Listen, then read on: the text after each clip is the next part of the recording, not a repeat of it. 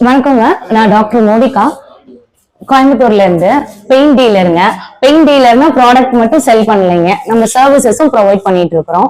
Products வந்துட்டு Berger, பிரில்லோ offers எல்லா ப்ராடக்ட்ஸுமே நம்ம பண்ணிட்டு இருக்கிறோங்க. சர்வீசஸ்லயும் வந்துட்டு நம்ம வந்து கமர்ஷியல், இண்டஸ்ட்ரியல், ரெசிடென்ஷியல் எல்லாமே எடுத்து பண்ணிட்டு இருக்கிறோம்.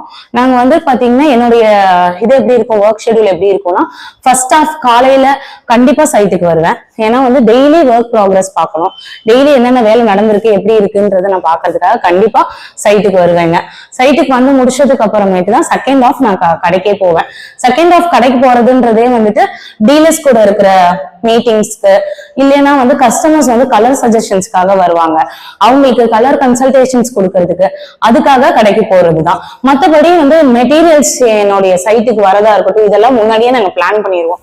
சைட் எடுக்கும் போதே நான் ஒர்க் ப்ராக்ரஸ் எப்படி கிளைண்ட் கொடுக்கணும், அதே மாதிரி மெட்டீரியல் என்னென்ன போகணும், எந்தெந்த டைம்ல போகணும்ன்றத டீமுக்கு கொடுத்துருங்க. டீம் வந்து கரெக்டா அந்த மெட்டீரியல்ஸ் அந்த சைட்டுக்கு அமைச்சிருவாங்க.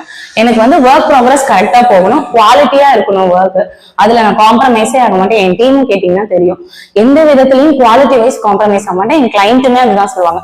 1 or 2 days டிலே ஆனாலுமே நான் வந்துட்டு ஒர்க்ல வந்துட்டு குவாலிட்டி காம்ப்ரமைஸ் கிடையாதுங்க. ஏன்னா நம்மளுக்கு மழை வரும், அந்த டைம்ல ப்ராடக்ட் காயாது, இந்த மாதிரிலாம் சில ஸ்ட்ரெயின்ஸ் இருக்கு. அந்த மாதிரி ப்ராப்ளம்னாலதான் 1 or 2 days டிலே ஆகும். ஒர்க் ப்ராக்ரஸ்லயே பஃபரா தான் நம்ம கோட் பண்ணுவோம் டைமை. ஒரு ஒன் வீக் பட்டிக்கு ஆகுதுன்னா நான் வந்துட்டு ஒரு 10 days ஆவது கோட் பண்ணுவேன். 3 days ஹையரா வச்சுதான் கோட் பண்ணுவேன். ஏன்னா காயிலினா நம்மளுக்கு தேய்ச்சிட்டு அடிக்க முடியாது. அதே மாதிரி வந்துட்டு அதே மாதிரி ஒர்க்கை வந்து நம்ம வேகமா பண்றோன்றதுக்காக கரெக்டா கம்ப்ளீட் பண்ணினா மெட்டீரியல் உரியறதா இருக்கட்டும், இல்ல உங்களுக்கு வந்துட்டு ஒர்க் நம்மளுக்கு லைஃப் வந்துட்டு ப்ராடக்ட்டுக்கு ஒரு 5 வருஷம் 8 வருஷம் போறோம்னா அது அவ்வளவு வராது. கரெக்டான ப்ராக்ரஸ்ல கரெக்டான டைமிங்ல ஒர்க்கை வந்து நம்ம பண்ணணும். அப்படி பண்ணினால் மட்டும்தான் போகும். இப்போ வந்து ஒரு வீட்டுக்கு நாங்க வரோம்னா ஃபர்ஸ்ட் சர்ஃபேஸ் ரெடி பண்ணிக்குவோம். சர்ஃபேஸ் ரெடி பண்ணிட்டு 2 கோட் பட்டி பாக்குறத வந்து நாங்க கண்டிப்பா பாத்துருவோம். பார்த்துட்டு அதுக்கப்புறம் தேய்ச்சி முடிச்சதுக்கு அப்புறமேட்டு ஒரு கோட் பிரைமர் போவோம், 2 கோட் கலர் போவோங்க.